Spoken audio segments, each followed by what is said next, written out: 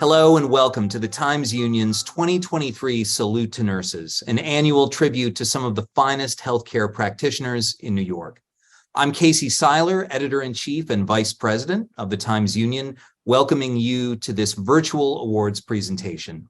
While it's always an honor to play the role of MC for this event, I would be remiss if I didn't take a moment to note that since last year's awards presentation, my family experienced the loss of my father at the end of a years-long illness.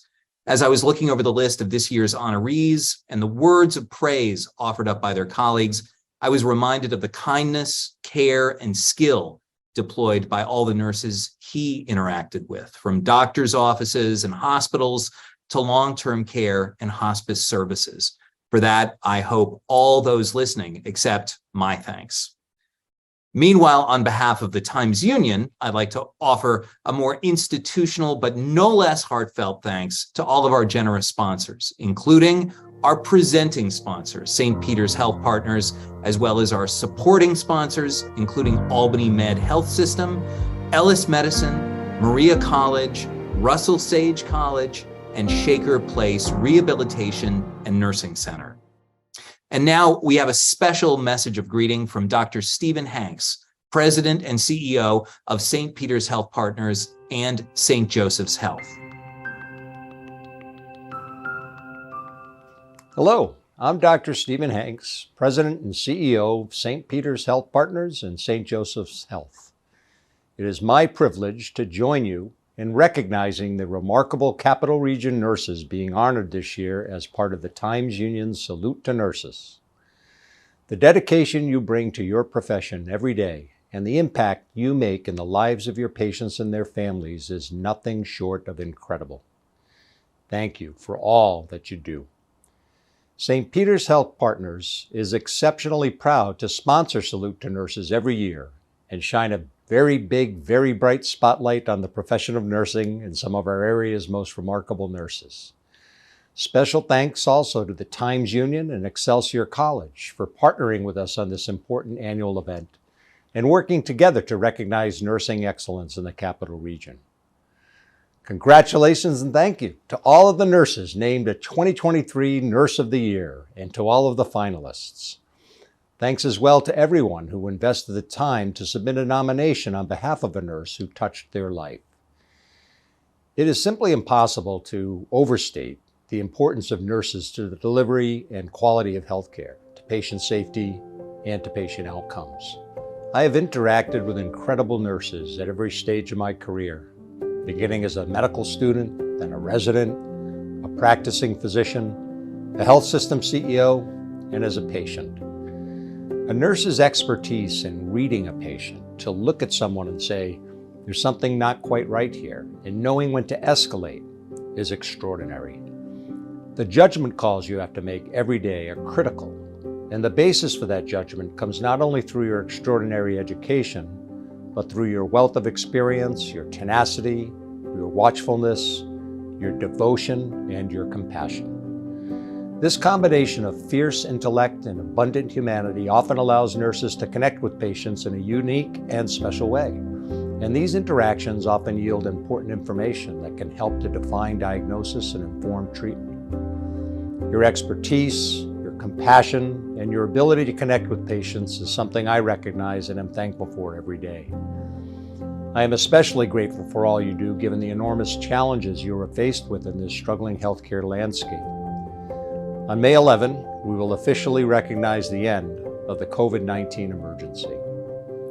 I think it's safe to say that the past 3 years of the pandemic have tested our healthcare system and our resolve as medical professionals. Every day, we are confronted with challenges that threaten to impede our ability to provide the compassionate care we all strive to deliver. We are faced with sicker patients, staffing shortages, and growing instances of workplace violence. There are also the financial stressors wrought by the pandemic. The challenge for all healthcare leaders and caregivers is to assure we do not erode the reason for which we fundamentally exist, to facilitate compassion and healing. As the leader of a large healthcare system, this is one of my number one concerns. Yet, What gives me peace of mind as we work toward finding an answer is knowing that nurses at St. Peter's Health Partners and other organizations throughout the Capital Region are adaptable, resourceful, patient, unflappable, and highly focused. You're truly resilient and inspired. We'll find a solution to this challenge before us. We have to. Let me end by once again saying thank you for who you are, for what you do, for how you do it, and for giving so much, and for the impact of all your efforts on patient outcomes and on our community as a whole. Thank you. Next on the agenda, we have Amy Carlson, Chief Nursing Officer for Continuing Care at St. Peter's Health Partners. Hello, I'm Amy Carlson, and I have the privilege to serve as the Chief Nursing Officer for St. Peter's Health Partners Continuing Care Division. In this role, I have the opportunity each and every day to witness firsthand the very best of nursing. Despite some of the most challenging times in many of our careers, the nurses of the Capital Region continue to demonstrate that incredible care heals our entire community. The pandemic and resulting staffing crisis have in countless ways challenged our resolve and our purpose. They've challenged the deeply personal call to nurses for so many in the region and across the nation. Yet, we have all responded and continue a legacy of caring. I could not be more honored to be part of this event, addressing the incredible nurses of the Capital Region. I'm always amazed by the stories told through the nominations.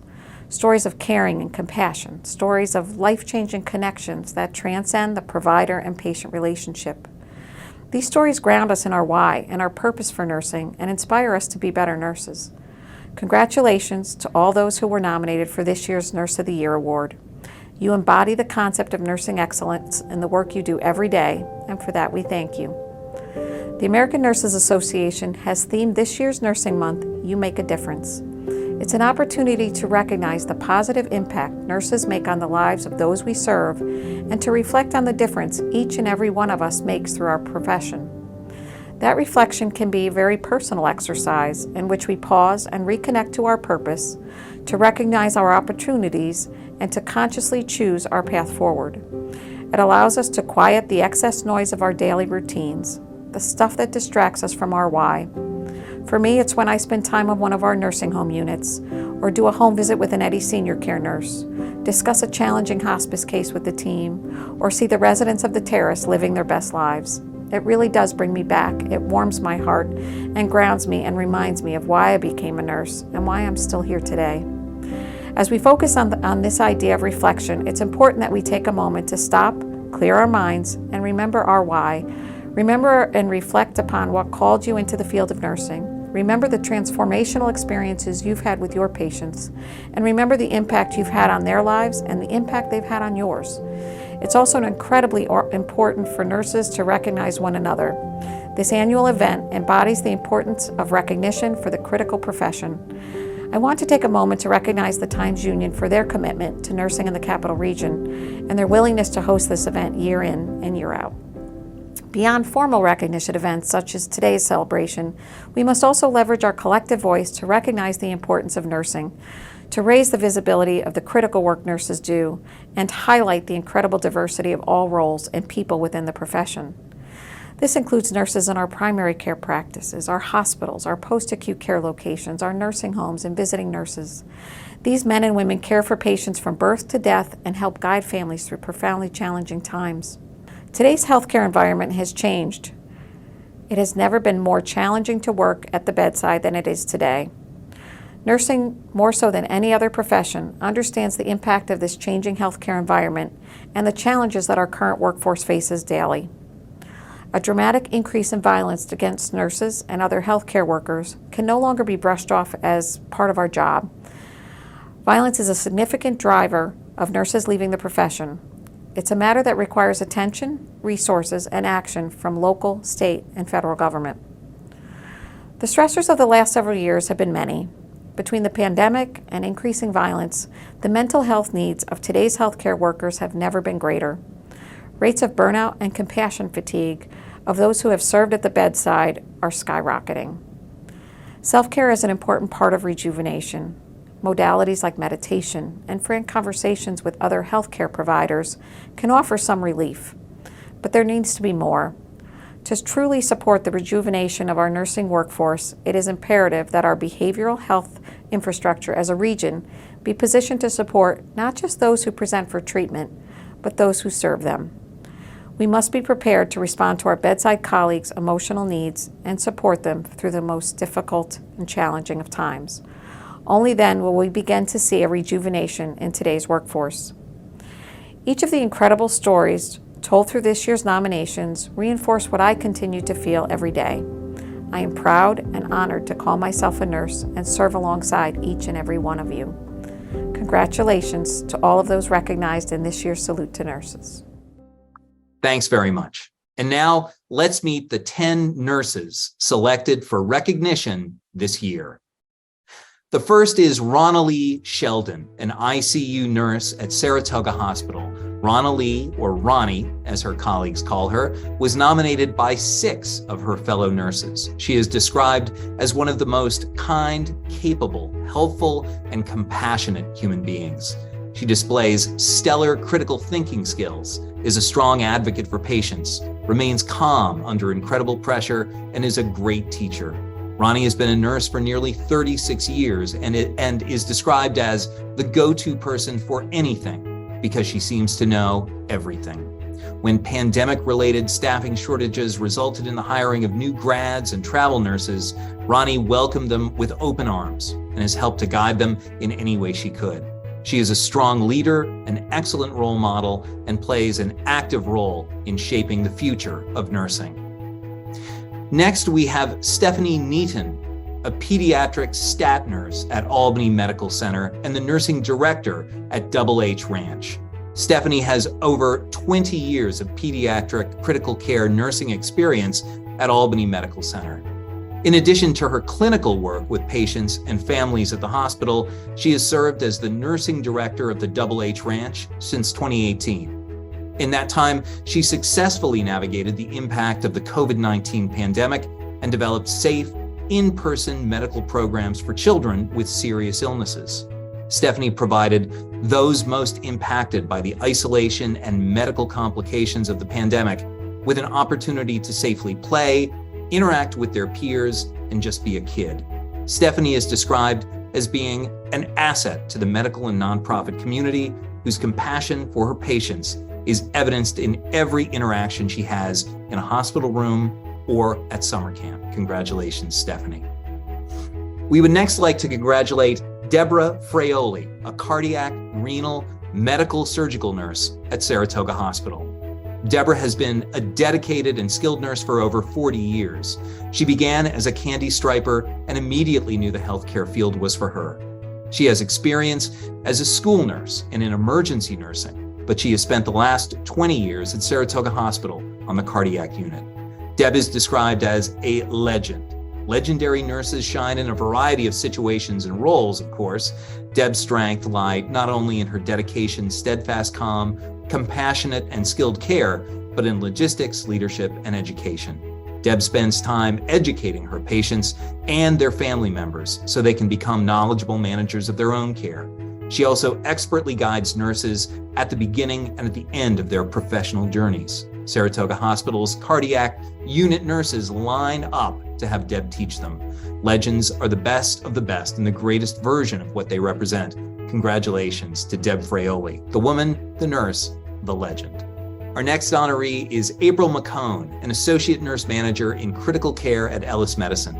April is described as being organized, precise, knowledgeable, caring, thorough, and displays exceptional critical thinker skills. She champions her team and is a fierce patient advocate. Recently, April has dedicated a great deal of time and energy to pressure injury prevention. As a result, patients have benefited greatly by a much improved model of pressure injury care and prevention. In addition, April has worked to develop and coordinate a new preceptor committee within the ICU. April is admired, respected, and trusted by her peers and patients. Congratulations, April. Our next honoree is Jessica Napoli McNally, an Associate Dean of Nursing and Director of Clinical Experiences at Maria College. Jessica's colleagues describe her as being an absolute pleasure to work with and an outstanding leader.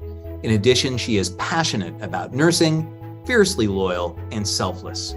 Jessica wears many hats and juggles competing priorities effortlessly. She ensures optimal student clinical outcomes and fosters relationships with the college's community partners flawlessly. Congratulations, Jessica.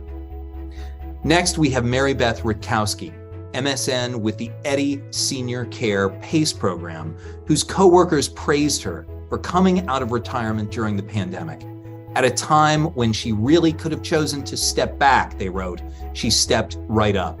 She was helping at our Sisters of St. Joseph's Provincial House, oftentimes staying with a sick patient right through the night so they didn't have to battle COVID alone. Mary Beth, thank you for your hard work. Congratulations as well to James Barker, pediatric stat nurse with the Masry Family Children's Hospital at Albany Med. His colleagues said, James has consistently been a go-to nurse for more than 15 years at Albany Med, working within a small group of the most highly experienced and qualified pediatric nurses in the Children's Hospital. While his main job is to care for pediatric patients admitted to the hospital, James frequently gets calls to assist in the outpatient lab, outpatient testing, and adult units. Some of our more frequent visitors, they have noted, ask for James by name. No one else can draw blood like James can. Next, we would like to recognize Florissa Tu, an OR nurse at Albany Medical Center's South Clinical. Florissa worked as a nurse in Saudi Arabia while her family stayed home in the Philippines to provide them with a better life. When she emigrated with her family in 2019, Florissa began her work in the OR and quickly established herself as a nurse who provided quality care. Florissa's family admires her tenacity. She embodies selflessness, working tirelessly to support her patients and her family. She is an inspiration for those around her to become the best version of themselves and achieve greatness. As Florissa's son aspires to become a doctor, he states that through his mother, he has learned that the most important aspect of becoming a medical professional is being compassionate, humble, honest, and caring, all qualities Florissa possesses. Congratulations on being a 2023 Salute to Nurses winning nurse. We also congratulate Chi Lee, an LPN with the Community Hospice. Chi has been praised as an outstanding nurse who goes above and beyond for not only his patients, but for their family members, his own coworkers, and anyone he comes in contact with, and always with a smile. He is described as one of the most exemplary, kind, selfless, caring, giving, thoughtful, empathetic nurses his colleagues have ever met. To make the lives of his patients and their family members easier, Chi does it all. When his patients become too ill to perform daily and household tasks, such as shoveling walkways, cleaning their homes, grocery shopping, or cooking, Chi steps in to help in any way he can. He is a vital part of the community hospice team and has lifted the standard of expected care to new heights. Last but certainly not least in our rundown is Lindsay House, a registered nurse and leader at Ellis Medicine. Under Lindsay's guidance, the emergency department has been able to provide the highest level of support to their patients while avoiding unnecessary hospitalization. For those patients and families facing economic hardship, she has managed to connect them to community resources, alternatives to the inpatient hospital setting, reducing financial losses for patients, and most importantly, transitioning patients to the correct level of care. Ellis Medicine and the Schenectady community are better off for this exceptional nurse. We'd also like to recognize 15 finalists in this year's Salute to Nurses, whose good work was praised by their colleagues and patients as well. They are Andrea Hewitt, a licensed practical nurse at Teresian House; Cindy Pulver, Employee Health Coordinator at the Wesley Community; Diane Salisbury, a registered nurse at Pulmonary Critical Care Services in Troy; Donna Kirby, a medical surgical registered nurse at St. Peter's Health Partners; Lori Harris, a registered nurse and certified diabetes care and education specialist at St. Peter's Diabetes and Endocrine Care; Margaret Rodriguez, a registered nurse intake liaison at the community hospice. Tricia LaForge, an infusion registered nurse at Glens Falls Hospital Infusion Center. Matthew Ramos, a labor and delivery registered nurse at Albany Medical Center. Rebecca Bloom, a registered nurse admission facilitator at St. Peter's Health Partners. Susan Wells, a nurse manager at Glens Falls Hospital. Tracy Crandall, a registered nurse with Eddy Visiting Nurse and Rehabilitation Association. Bridget Higgins, a registered nurse in the neurology unit at Sunnyview Rehabilitation Hospital. Debbie Doyne, a licensed practical nurse at Schenectady ARC. Tracy Considine, a registered nurse for pulmonary hypertension at Albany Associates in Cardiology. And last but not least, Kara Gates, a registered nurse in the cardiac cath lab at Glens Falls Hospital.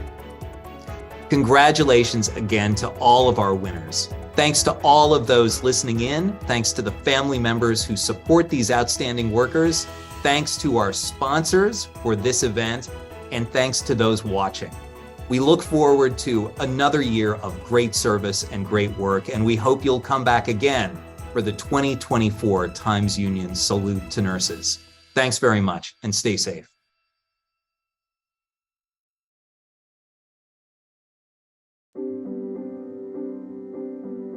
It's not so much a why, it's a how for me. It's something that I think that has just always been in me.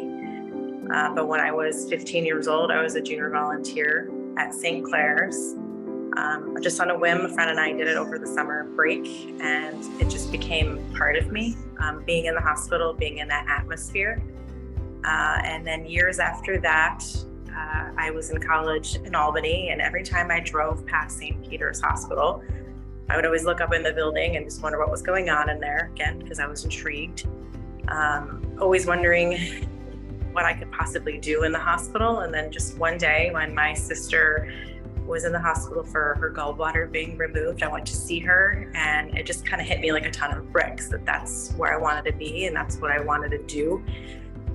I started nursing in my 30s. I had a job in corporate, and I really wasn't enjoying it too much, and I think it was a great example for the two boys I had. So I wanted to do something that was rewarding, that made a difference. So I started nursing school. I did it mostly so I could show my two boys that you can do whatever you want to do. And then I ended up getting a job that I love, and it's my career now. And I'll end up retiring as a nurse. When I graduated high school, I enlisted in the Army, and during the basic training, or the boot camp as many probably call it, I enjoyed the combat life-saving and first aid courses the most. When I got home, I applied for nursing school at Albany Memorial School of Nursing, which I believe is now St. Peter's School of Nursing, and started working as a patient care technician to sort of better prepare myself for nursing school. No matter where I've been in my nursing career, I'll always love bedside patient care, likely because of that experience as a nurse. And I really enjoyed bedside nursing. When I was little, my mom always talked to me about the nurses and the doctors that she knew in the hospital. When she came home, she would always tell me how wonderful the nurses and the doctors were and how they took such good care of her. I would go to visit her when she was in the hospital when I was little, and I remember the nurses always being so, kind to me and to my mom, because it was hard. I was in kindergarten or first grade when she had these different medical issues. So that kind of got me started. It was a wonderful gift from my mother that she gave me, I think, to think about nursing. When I decided to go to nursing school, of course, she was thrilled. I was a candy striper, believe it or not, back in the 70s at the local hospital on Saturday mornings. And I really enjoyed going to the hospital, being around the patients and the staff there. And actually the candy striping experience led into a scholarship family encouraged me. They were so excited that I was going to be the first grandchild to go to school. So the support of them, the support of the staff from the hospital where I worked, actually helped me, and it's been a great experience ever since. I became a nurse a little over 27 years ago. I was inspired by a nurse who took care of my daughter while she was in the NICU. She was born premature. And while I was there, that nurse not only provided, the physical care of my daughter, she also provided a lot of emotional support for me and gave me hope during that really difficult time. So when I saw her, I was inspired that not only could you care for the person physically when you are a nurse, but you could also provide them emotional support and give emotional care. I realized how deep nursing really is. I don't know that there was any specific reason. I remember in school in 5th grade reading about Clara Barton, and I just fell in love with her story. And that was one of the beginning prompts for me. Of course, as I, in between that time and when I actually became a nurse, I decided about doing a dozen different things before I finally settled down and decided that I did really want to be a nurse. And I enjoyed working in the medical field, training and learning to do medical procedures. It's been a long and fulfilling career. I became a nurse about almost 22 years ago. When I first went to nursing school, I had dreams of becoming a certified nurse midwife. And then in my senior year of college, I did my capstone at Albany Medical Center in the emergency department and fell in love with emergency medicine. So I switched gears and became an emergency room nurse. And from there fell in love with pediatrics. And that's been my career, is pediatrics. I was able to get involved with Double H Ranch as a volunteer nurse and quickly knew that that's why I became a nurse. My passion for the campers, for providing them safe medical care in an environment that they could spread their wings was my calling. So in a nutshell, that's why I became a nurse, and sometimes our path leads us in different directions, but ultimately we end up where we should be. Although she's not a nurse, she has imparted early on the essence of caring for my other 5 siblings through selfless giving of time and service. This later transcends caring for other people as well. I enjoy it most, and I get so much reward from it. And I just love it. My favorite memories is my 3 older children are all nearly adults now, and they've only known mom being a nurse, but they don't know anything about mom being a nurse or really what I do until they became older and in their late teens, and they actually started to see me work. For instance, when on family vacations, a boy had fallen off his bike, needed medical attention, and they watched me, deal with him and get EMS there. Another time, a boy on a college campus dropped and had a seizure in front of me, and they watched me work on him. And just the astoundment in their eyes watching me. They knew I was a nurse all those years, but actually watching me put it into action really kind of opened their eyes, and just how they responded to me, watching me actually do the things that they didn't know I had knowledge of doing. And then they've all been New Vision students in their senior year of high school.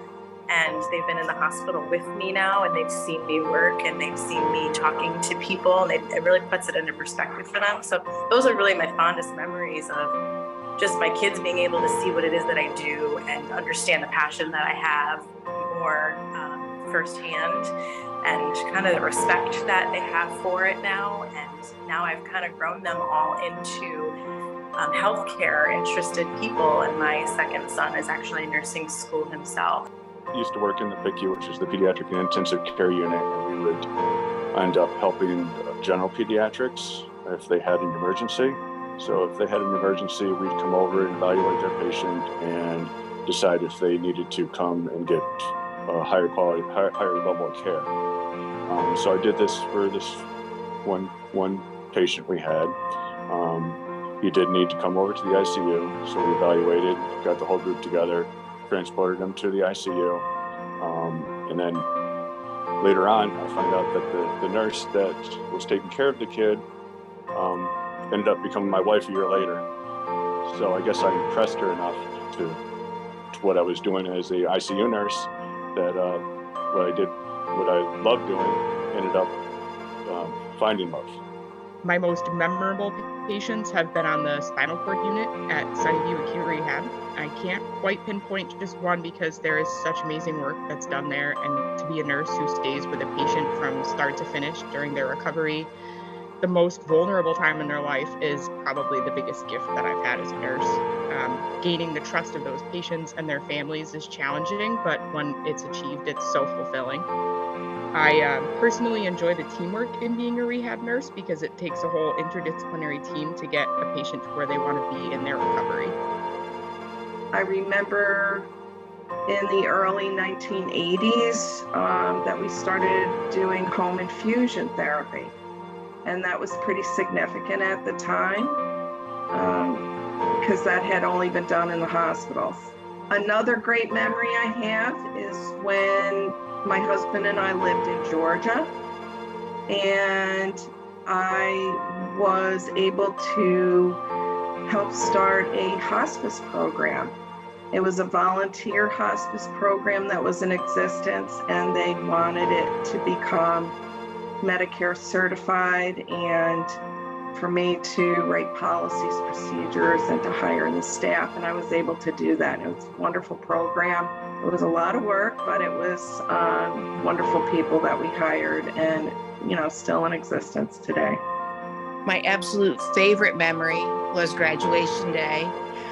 Standing in the lobby of our school, all dressed in white with our caps, and we were ready to fix the world because we thought we knew it all, which is kind of funny. But just the enthusiasm of the people that had taught us and helped us through the school experience, and my fellow students.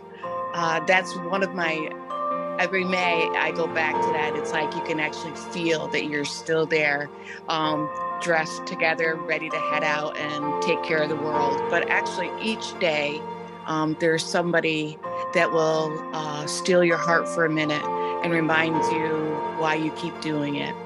Is when the COVID vaccine rolled out, I volunteered with several students, dozens of students, out in the community to give the COVID vaccine. And at that time, it was a very emotional thing that the vaccine was available. And I remember standing there with students giving the vaccine, and people were crying tears of joy just to get it, because there was an end in sight to the virus. So that was extremely rewarding. Adapting and changing to the changes that have come along in all the time that I've been a nurse. Like I said, I've been a nurse since 1987, so I've seen quite a few changes come along. It's those moments that aren't big. And by that, I mean the moments that you share sometimes just one-on-one with a camper, one-on-one with a patient, where you connect. Many times we're strangers when I walk into the room. And I'm blessed that as a nurse, I get this automatic trust sometimes because of my profession. So the moments that I truly remember are the ones where I've walked into a room, I've met parents or caregivers or the patient, and we've established this relationship almost instantaneously. And I get to witness and be a part of some really special moments, sometimes some really hard moments, but it's really an honor in those moments. And those are moments that are so sacred. And of course, there's moments at camp filled with joy, filled with a camper discovering they have the ability to do things they never thought that they would do. One of my favorite memories was when I was a student nurse during a clinical rotation at a mental institution where a chronic PTSD patient was assigned under my care and had shown positive signs of interaction in just a week of close attention to his care and basic needs. That only shows the importance of a compassionate communication. These patients about dedication for work and also how to caring and loving other person. And then I actually went down and talked to us, the patients, why don't you take a pain medicine and then make it easy on your pain so you don't have to be suffering. And her answer was, if she takes a pain medication, she gets sedated and she cannot focusing on her work. And she really wanted to finish up her lifetime work and then pass down to her successor. And I said, but you are in a lot of pain. I don't know there's a words for getting this kind of pain. She said it is. And she really pushing through it, and then she really finishing up her work, and she passed down everything organizedly to her successor. And I learned from these patients about her dedication of her work. And then she was worried about her successors gonna be behind or being blindsided. So she was doing for that person too. After this episode, dealing with these patients, and when she passed away, I was thinking, oh my God, I wish I can dedicate my work like she did, and I can caring about other person like she did.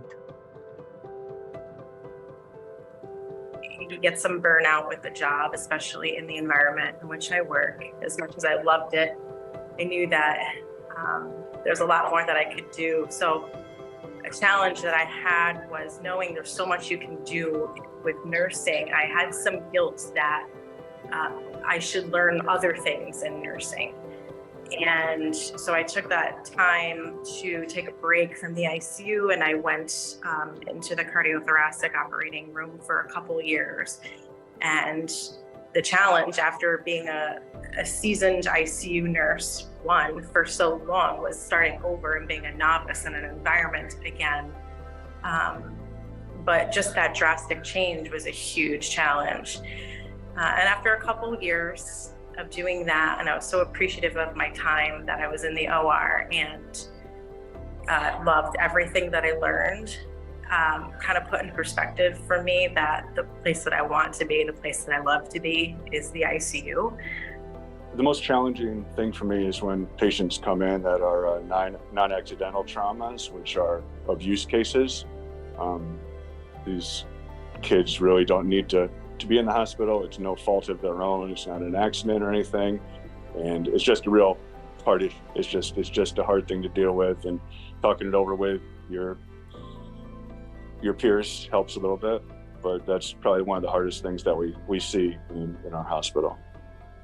And the most challenging yet rewarding work that I've done has probably been restructuring the way case management assists in the emergency room at Ellis Hospital under kind of the management services agreement. I'm still a St. Peter's employee, but I primarily work there full time. My team and I have been focused on building rapport with providers, nursing staff, and therapy to ensure that we have the communication and workflows to prevent unnecessary hospitalizations and use of the ER. So if someone is missing the right community care and the resources, and that's why they're in the ER, the case management team works with the rest of the ER team to ensure that the patient has what they need to stay healthy, whether it's home care, a community doctor, affordable medications, housing, something as simple as food. In just 9 months, honestly, since I've been there, we have made so much progress and have built so many relationships to better serve the community that Ellis Hospital serves. The biggest challenge I've had in my career was in 2020 and COVID. Never had experienced anything like this. And when my boss that I had worked with 30 years asked me to come out of semi-retirement to work as a director of nursing at a facility, I said immediately yes, because I knew they needed help. And second, I knew my boss needed someone and, would not be able to hire someone right away, especially during COVID for that position. During COVID, it was hard not only to recruit staff, but also then we had staff that developed COVID. So dealing with short staffing, plus also dealing with patients who had COVID was difficult, very difficult. I don't know how I did it, but I had a great team. So we all worked together as a great team.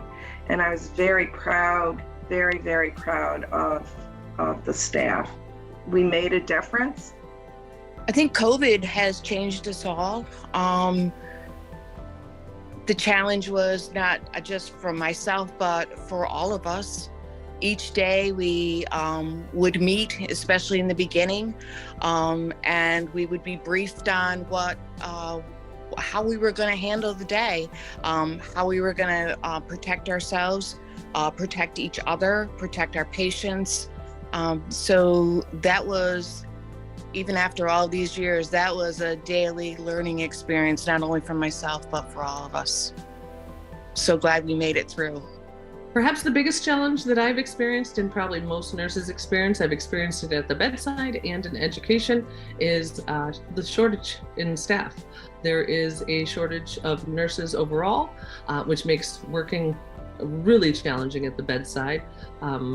As nurses, we want to give the best care we can to every single patient, and there's only so much of you to go around for those patients. So the staffing shortage is really difficult at the bedside, and there's also a shortage of nurse educators. So we run into the same scenario there, where we just don't have enough nurse educators to provide, we work it out, but it's a challenge to provide that education with a limited number of educators. The best way to meet that challenge is to get creative, and that's what we have done.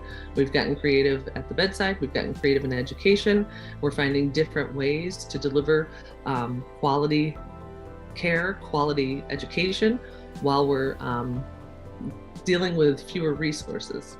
I think one of the biggest challenges has been COVID, obviously. That is, when it first hit, everybody was in a panic. And I think at Saratoga, we were lucky to not see the scale that a lot of the other bigger hospitals saw.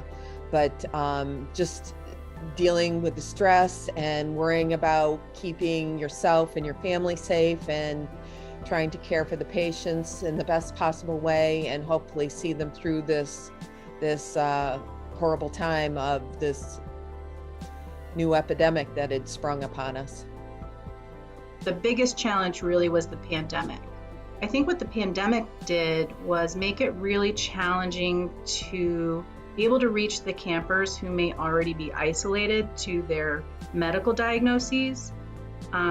Reach those campers in particular that now are even more isolated and need us more than ever.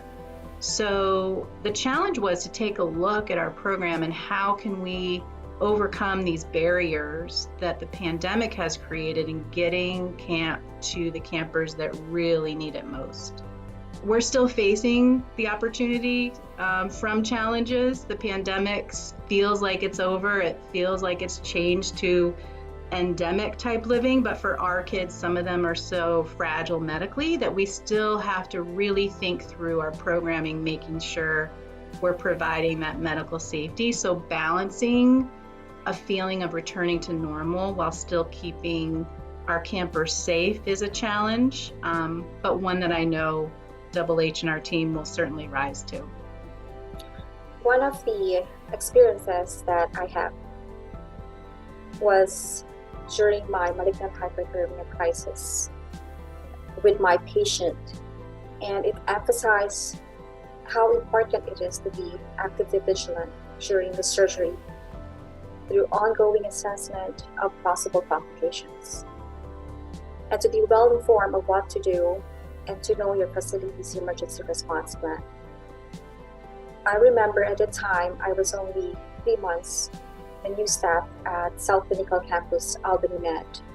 However, because of my extensive experience from my previous facility, I was able to rapidly assess the situation and communicate and collaborate with my anesthesia team and also the surgical team and the MH response team in a timely manner.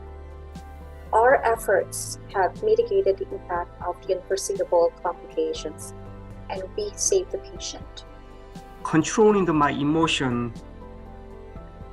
for my dying beloved patients, because we have so much attachment and then they're dying and my emotion is compromised. And that was very hard to deal with, and how I get over it. I couldn't do it by myself. I had a great nurses who has experience, and then even patients even talked to me and then taught me valuable lesson, which is I'm carrying for now for my actual work. I'm working for the community hospice. And the lesson I got from them is when I'm dealing with dying patients, it's not about me, it's about them, which make me think a lot. And that really give me the good foundation doing what I'm doing.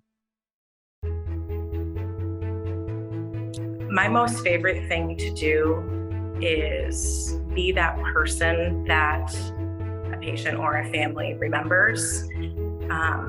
For me, it's not about changing the world. It's not about changing everything in nursing there is. If I can, that's fantastic. But my goal is, and the greatest appreciation that I get out of my work is just being that one person that a family or a patient remembers. The best aspects of nursing are the people that I work with. I think nurses are some of the best people in the world because they're selfless, they're caring. So it makes it really a nice environment to work in. I also enjoy meeting the parents and the family aspect, trying to make their difficult stay at a hospital a little bit better. I think that's what I really thrive on. And I know it's the most difficult. It's just a regular day for me, but it's one of the biggest days for these families that come in and have to stay in the hospital for sometimes days, weeks, months, anything to make their day better, really. I believe that being a nurse is service to your community, building a trusting relationship with both patients and their family members long-term to keep them out of the hospital and to have the best quality of life at home is primarily my favorite part of being a nurse. Your knowledge, your skill sets that you learn, you have these all your life. The opportunities to advance and to continue in all areas of nursing, any area that you want to work in is available. Some of the best aspects of home care and patient advocacy, you are a guest in the patient's home. You get to meet their families. You have autonomy. You're an independent thinker. And it's home care is a great field, and it's very rewarding. I've been in it 40 plus years now, and I have no regrets. If you're willing to learn and willing to work hard, there's really nothing that you can't achieve. That every day is actually a new day, a new learning experience. The only constants of your day or consistency of your day is actually when you clock in and clock out. From the moment you start work, there's always something new. There's always a new challenge.